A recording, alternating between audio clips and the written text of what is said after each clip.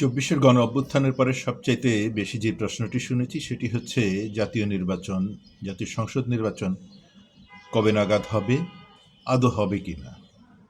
আমাদের মতো ছাপোষা মানুষের এই বিষয়ে তো জানার কথা নয় আসলে নির্বাচন কবে হবে, আদৌ হবে কি না। এই প্রশ্নের উত্তর আমরা জানার কথা নয়, জানার কথা হচ্ছে যারা রাষ্ট্র পরিচালনা করছেন, সরকার হচ্ছেন, সরকারের বিভিন্ন গুরুত্বপূর্ণ দায়িত্ব যারা পালন করছেন তারা জানবেন বিষয়টি। কিন্তু নির্বাচন হতে হবে, নির্বাচন হওয়া ছাড়া দেশের আইনের শাসন এবং গণতান্ত্রিক প্রক্রিয়ায় প্রবেশ করার আর কোনো সুযোগ নেই, তাই নির্বাচন হতে হবে এই বিশ্বাসটি ছিল।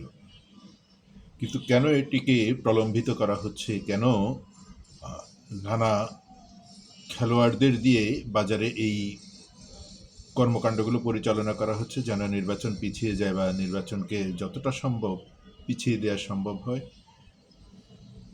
সেটি বুঝতে পারছিলাম। কারণ ওই খেলোয়াড়রাই হচ্ছে এই সরকারের বিভিন্ন দায় দায়িত্বে তারা নিয়োজিত আছে।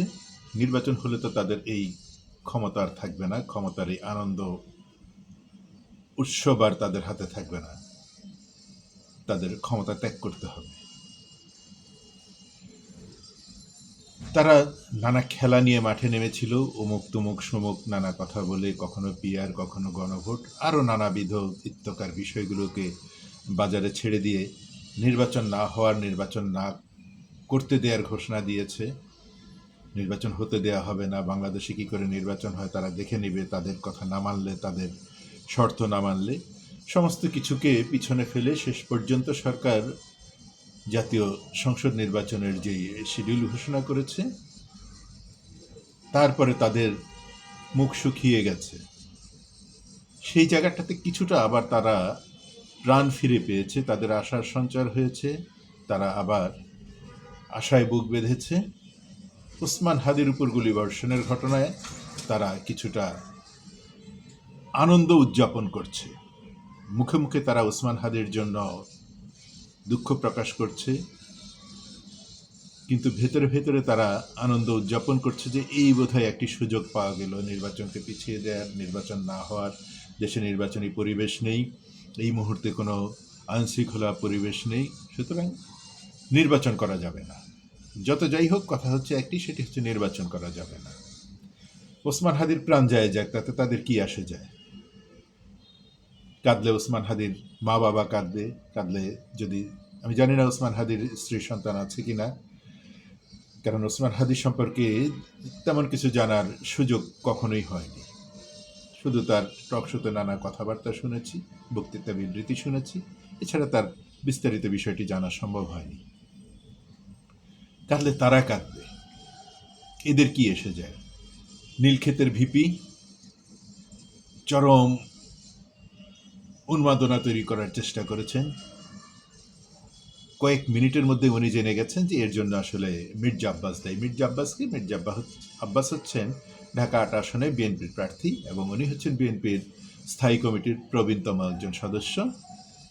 সুতরাং যা দোষ এই নন্দ ঘোষের কাঁধে চাপিয়ে দাও, কাঁধে চাপিয়ে দিয়ে বিএনপিকে দোষী সাব্যস্ত করো, আর হচ্ছে নির্বাচনকে পিছিয়ে দাও।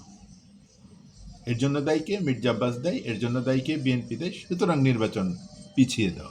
নীলক্ষেতের ভিপির কাছে সমস্ত তথ্য চলে এসেছে, তার সাথে এক উদ্ভট নারী চরিত্র, তার নাম নাকি জুমা বা জুম্মা, যেটাই হোক, তার কি কুৎসিত এক রূপ দেখলাম আমরা। মির্জা আব্বাসের পারতোষে শার্টের কলার, পাঞ্জাবের কলার ধরে বসে, কি নোংরা, কি অসভ্য এক আচরণ দেখলাম আমরা।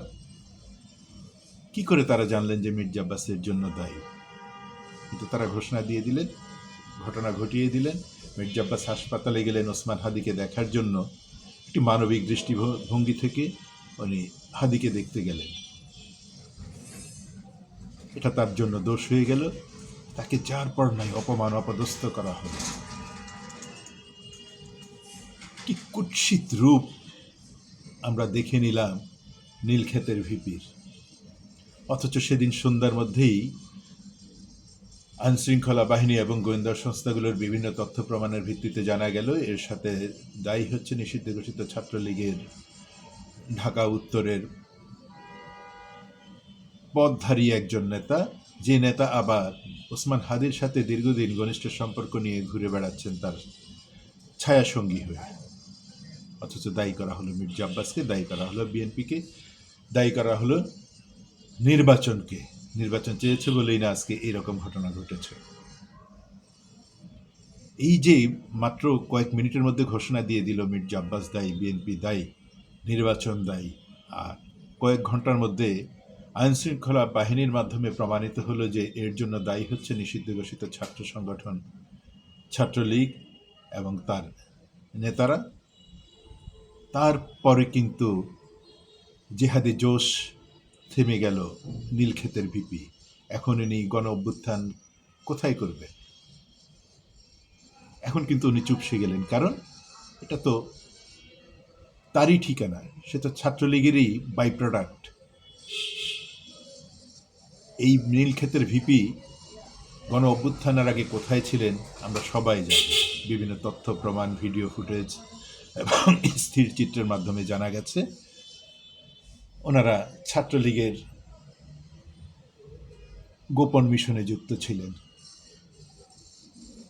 এখন উনি গণ অভ্যুত্থান কোথায় করবেন? মির্জা আব্বাসের বাসায় করবেন? এই হচ্ছে আমাদের সৎ লোকের শাসন চাওয়া রাজনৈতিক দলের দেউলিয়াত্ব, এই হচ্ছে তাদের চরম মিথ্যাচার, এই হচ্ছে তাদের অসভ্যতা। একটি বার নীলক্ষেতের ভিপি কি ক্ষমা চেয়েছেন মির্জা আব্বাসের কাছে? তাদের দল ছাত্র শিবির কি ক্ষমা চেয়েছেন মির্জা আব্বাসের কাছে? তাদের প্রধান সংগঠন জামাতে ইসলামী, তাদের আমির যখন গেলেন তখন তারা নারায়ে তাকবীর দিয়ে তাকে স্বাগত জানালেন। তারা কি একবার ক্ষমা চেয়েছেন মির্জা আব্বাসের কাছে? ক্ষমা চাননি। এই হচ্ছে তাদের চরিত্র। ঘটনাগুলো ঘটিয়ে দিয়ে, মিথ্যাচার দিয়ে তারা সমস্ত কিছু ঢেকে দিতে চায়। তাদের আপাদমস্তক হচ্ছে মিথ্যায় ভরা। সুন্দর সুন্দর কথা বলে, মিষ্টি মিষ্টি কথা বলে, মানুষের কাছে যেয়ে আশ্রয় প্রশ্রয় নিয়ে তাদের বুকে ছুরি মারা হচ্ছে এই সংগঠনটির কাজ। এরা তাই করে আসছে। সে 47-এ ভারতের পক্ষ নিয়ে পাকিস্তানের বিরোধিতা করেছে, আবার 71-এ পাকিস্তানের পক্ষ নিয়ে বাংলাদেশের বিরোধিতা করেছে। আজকে 54 বছর ধরে তারা বাংলাদেশের বিরোধিতা করেই যাচ্ছে, অথচ তারা বাংলাদেশের রাজনীতির ফল ভোগ করছে। বাংলাদেশ স্বাধীন হওয়ার পরেই তারা জাতীয় নেতৃত্বে পরিণত হয়েছে। এই হচ্ছে তাদের মিথ্যাচার। এই মিথ্যাচার দিয়ে সৎ লোকের শাসন কিভাবে কায়েম করবে তারা?